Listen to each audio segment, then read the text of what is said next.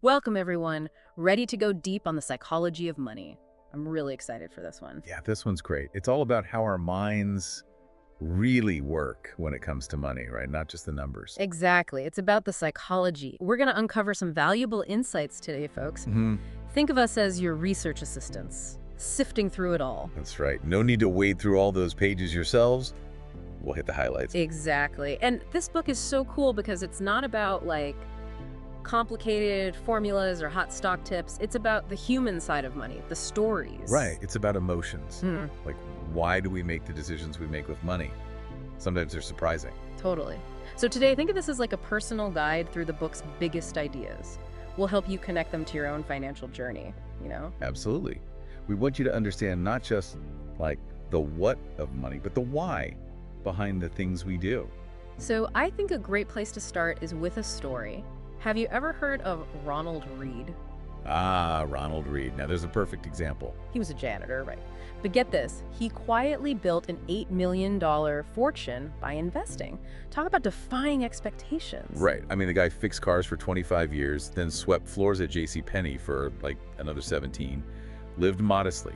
Two-bedroom house, bought it for $12,000. No lottery win, no big inheritance, just steady investing over time. And when he passed away in 2014, wow, everyone was shocked. Millions. To his family, the local hospital, even the library. Nobody had any clue. Just goes to show you don't need a massive income to build wealth, right? It's about patience, consistency, and having that long-term view. And his approach was so simple, almost invisible to everyone around him. But that's what made it so powerful.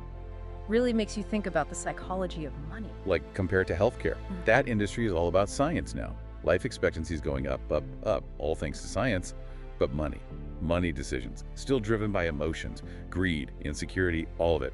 It's almost like we're playing by two different sets of rules, Like, we understand our physical health better thanks to science, but our financial health, still so much about feelings and biases, stuff we might not even realize is affecting us. Exactly. We all know we should eat healthy and exercise, but then that pizza calls your name, or you hit snooze on the gym. Same with money. We should save for retirement or invest wisely, but then, boom, fear kicks in, or we get greedy and make impulsive decisions. Not the best in the long run. And that brings us to a really interesting idea from the book, The Lottery Paradox. Why do people, especially folks with lower incomes, spend so much on lottery tickets? Doesn't seem rational, right? The odds are so tiny, but people keep playing, especially when money's tight. But we have to understand that behavior in context. For someone struggling financially, that lottery ticket, it's more than just a gamble. It's hope. It's a dream of something better. Makes sense emotionally, even if it's not the best financial move. Exactly. It shows how our emotions around money can be more powerful than logic sometimes, especially when hope is involved. Definitely a reminder that our financial decisions aren't always purely rational. Personal experience, how we were raised, our hopes and fears all play a part. Totally. We all come to the table with different stories and perspectives when it comes to money. This book helps us understand those narratives and how they shape our choices. And on top of that, the financial world's always changing. Even concepts like retirement planning and index funds are pretty new, historically speaking. Right. And because things are changing so fast, we don't always have tons of data to go off of. Leads to uncertainty, which can make people hesitate or make not so great decisions. It's like trying to navigate a new city without a map. You'll get there eventually, but it's way harder without understanding the landscape. Exactly. That's where this book comes in. By understanding the psychology, we can make smarter choices even when we're not 100% sure what's going to happen. So let's talk about being in the right place at the right time. Ever think about how much Bill Gates' early access to computers influenced his path? Bill Gates, he had this crazy opportunity, access to a top-of-the-line computer at Lakeside School in the late 60s. Most universities didn't even have something that advanced. Can you imagine? Him and his classmate, Paul Allen, who co-founded Microsoft with him, they had basically unlimited access to this incredible tech. And because of that, along with their talent and hard work, of course, they became experts in a field that was about to, explode. Yeah. Skill and a big dose of luck. Totally. They worked hard and they were smart, but that early opportunity, man, that was huge. It really makes you wonder how much of success is skill and how much is just luck. Something to think about as we explore other stories. Successes and failures. Speaking of which, Bill Gates' story is all about that early advantage, but there's also a flip side. The dangers of ambition, when it goes too far. Oh yeah, perfect segue. Think about Rajat Gupta. He achieved incredible success, starting with very little, and then boom, leader in the business world. By his mid-40s, CEO of McKinsey, one of the top consulting firms out there. Then he retired early, worked with the UN, the World Economic Forum, partnered with Bill Gates on philanthropy, and sat on the boards of 5 public companies. Busy guy. And wealthy. Estimated net worth around $100 million. I mean, could do anything with that kind of money. But it seems like that feeling of never enough took over. He was on the board of Goldman Sachs, surrounded by billionaires. And he wanted in on that club, that billionaire circle, led him down a bad path. So during the 2008 financial crisis, he gets wind of Warren Buffett's plan to invest $5 billion in Goldman Sachs. Talk about insider info. Super valuable, right? But instead of keeping quiet, he tips off this hedge fund manager, Rajaratnam, who made a ton of money when the stock jumped after the announcement. And, well, you know what happened next. Insider trading charges, prison sentence. It's a tough lesson. That chase for more, even when you already have so much, can lead to really bad outcomes. It shows that getting wealthy and staying wealthy, those are two different things. Different skills involved. Like the difference between winning a sprint and running a marathon, right? Different strategies. Exactly. Once you reach a certain level of wealth, frugality, careful planning, that long-term thinking, all that becomes even more important. Let me tell you about 2 guys who perfectly illustrate this point. Getting wealthy versus staying wealthy. So we've got Jesse Livermore, legendary stock trader back in the early 1900s. By 30, he was worth, in today's money, $100 million. And talk about a financial rock star. Huh. But then comes the 1929 crash, and his story takes a turn. So on Black Tuesday, October 29th, Livermore's shorting the market, betting prices will plummet. And plummet they did. Livermore makes the equivalent of $3 billion in a single day. One of the worst days in stock market history, but for him, the best day ever. Can you imagine? But as you might have guessed, the story doesn't end there. Nope. While Livermore's celebrating, there's another guy, Abraham Dramansky, walking the streets of New York, devastated. Successful real estate developer, bet big on the booming market. And lost everything in the crash. Totally wiped out. Papers said he was ruined, even rumors he might have ended his own life. Heartbreaking contrast to Livermore. But here's the crazy part. Their stories meet again, just a few years later. Livermore, feeling super confident after his 29 win, makes even bigger bets. Way too much leverage, and guess what? Loses it all. Broke, in debt, the whole 9 yards. Over-leveraging, that's like taking on too much debt or risk, right? Magnifies your losses when things go south. Exactly. So both Livermore and Dramansky, they were great at making money, but not so great at holding on to it. Shows you, survival is key in the long run. Gotta stay in the game. It's like building a sandcastle too close to the water, right? Beautiful creation, but without a strong foundation, the tide's gonna wash it away. The book really hammers this home. You gotta stay in the game, avoid ruin, and think long term. That's how compounding really works its magic. It's about weathering those storms and coming out the other side. Which brings us to the king of compounding, Warren Buffett. He's not just a brilliant investor, he's been doing it forever. It's crazy when you look at the numbers. Over 7 decades of consistent investing. Of his $84.5 billion net worth, get this, over $84 billion came after he turned 50. That's the power of time and consistency. Start early, stay disciplined, let compounding do its thing. The book compares him to Jim Simons, the guy who founded Renaissance Technologies. Simons has crazy returns, averaging 66% a year since 1988. But he didn't get serious about investing until he was 50. So even though Simons might have had higher returns, less time to let those returns compound, you know? Exactly. Time is the secret ingredient, not just high returns. You got to give those returns time to grow and grow and grow. It's like planting a tree. A little sapling doesn't look like much at first, but give it time, give it care, and it turns into a massive oak tree. Speaking of time and small changes, remember that Ice Age analogy from the book? Perfect example of how small things can add up over time. Oh yeah, how a cool summer, where the snow doesn't fully melt, can set off this whole chain reaction. That unmelted snow reflects sunlight, leading to even cooler temps and more snow the next winter.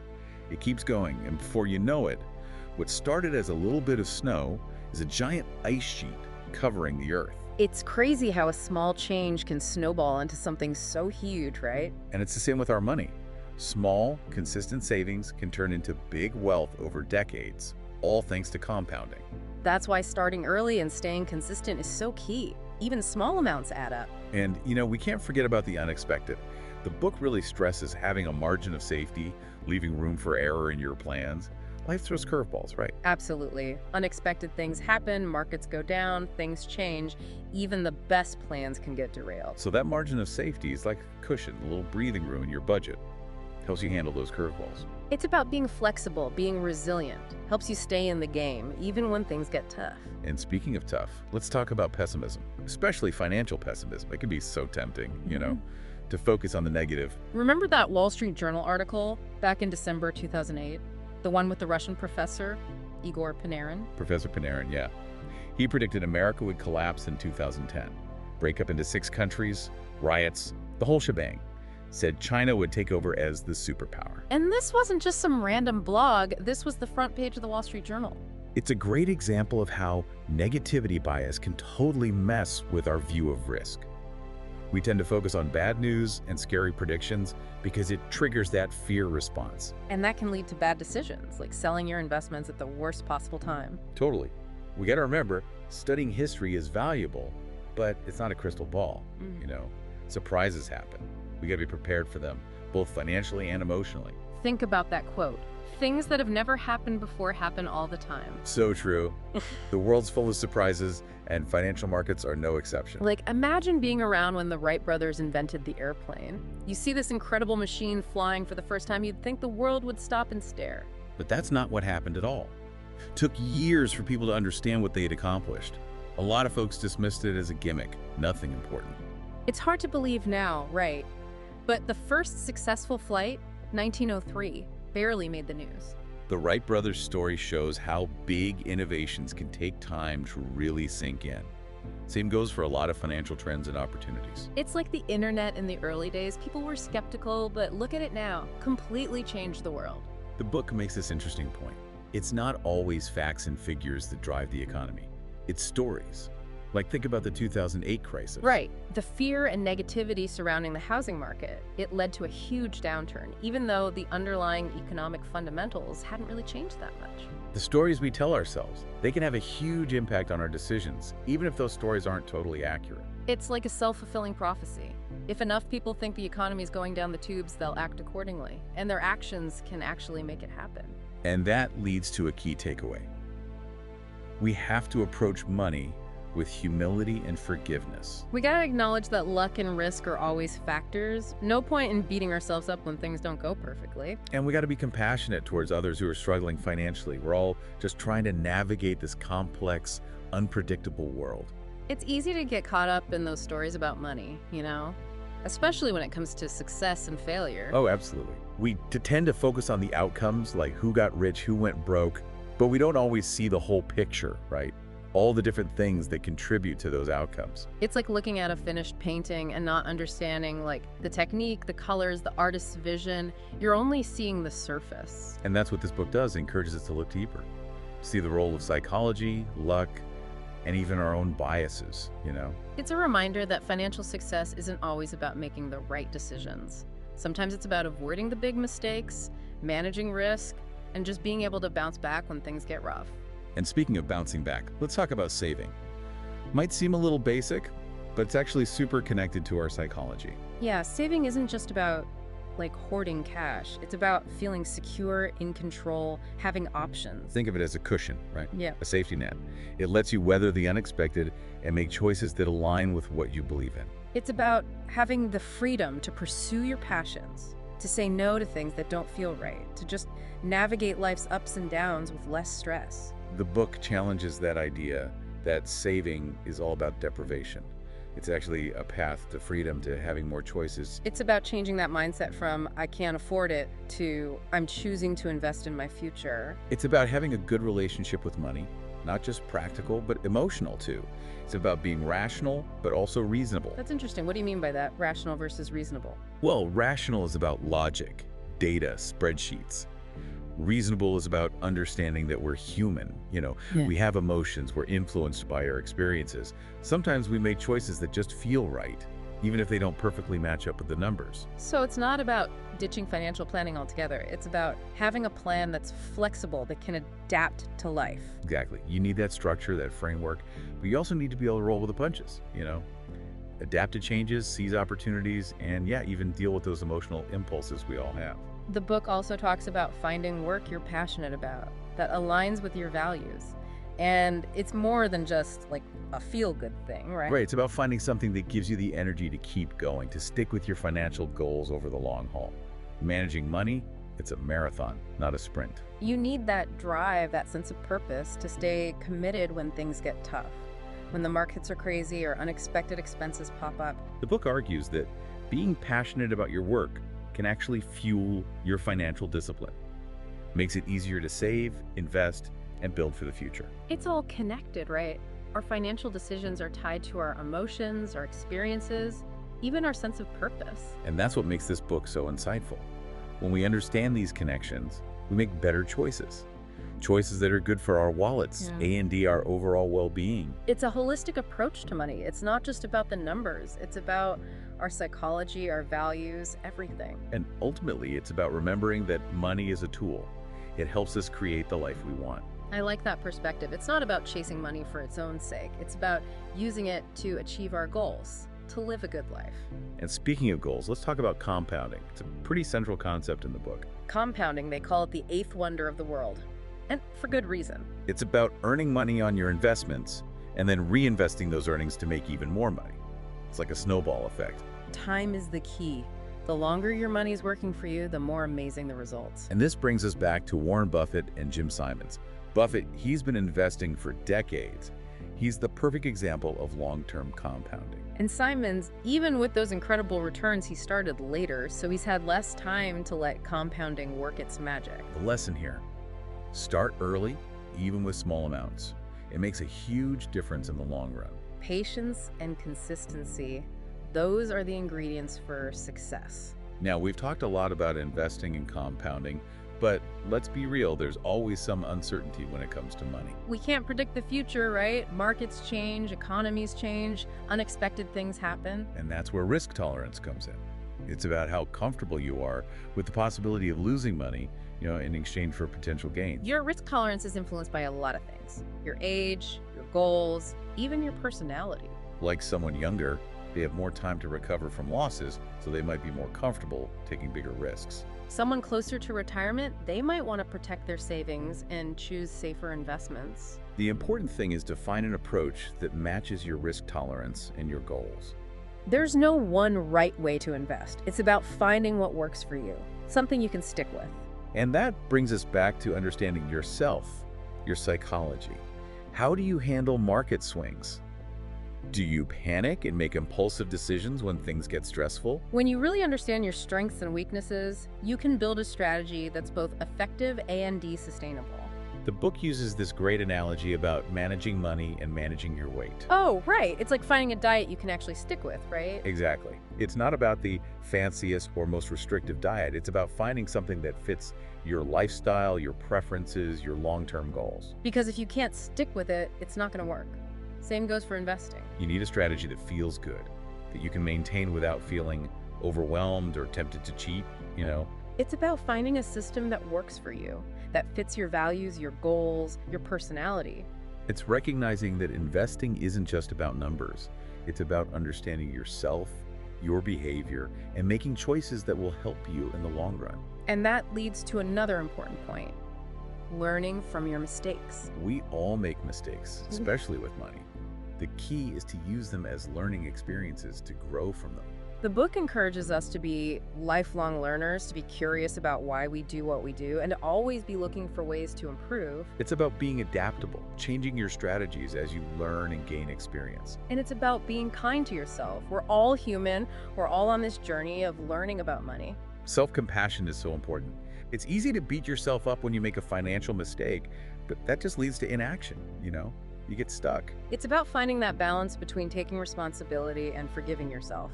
We're all works in progress. And don't forget about external influences. They can really affect our decisions.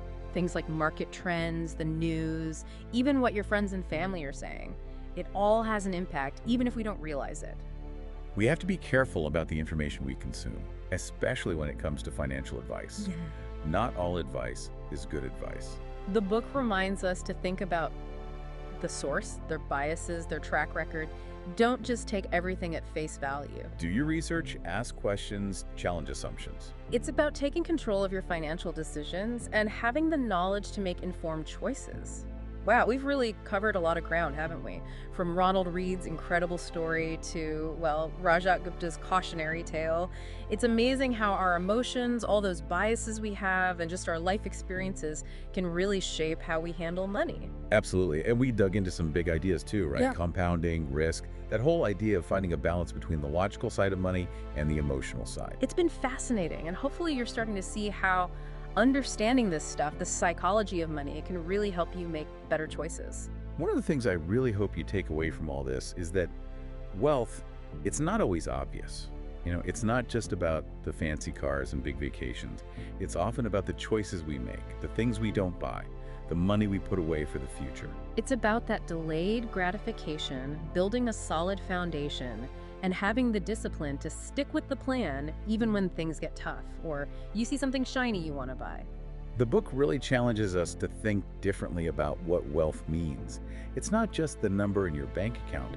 It's about having the freedom to live a life that you value, a life that aligns with your goals. And having that long-term view is so important. Thinking of financial success as a marathon, not a sprint, helps a lot. Yeah, that long-term mindset, it keeps you focused, helps you ride out those market ups and downs, and keeps you from making rash decisions that could, throw you off course. And hey, it's okay to make mistakes along the way. Everyone does. The important thing is to learn from them, right? Use them to grow. The book talks about always being open to learning, to being curious about why you do what you do with money, and to constantly look for ways to improve, to make better decisions. So as we wrap up our deep dive into the psychology of money, here's something to think about.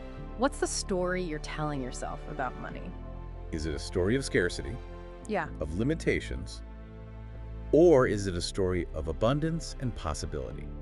A story where you feel empowered? Because that story, the one you choose, it's going to have a huge impact on your financial choices, even on your overall well-being. Challenge those assumptions you have, question your beliefs, and don't be afraid to rewrite your money story if it's not working for you anymore. And remember, money is a tool. It's not about just piling it up. It's about using it to build the life you want. A life with purpose, with meaning, a life that brings you joy.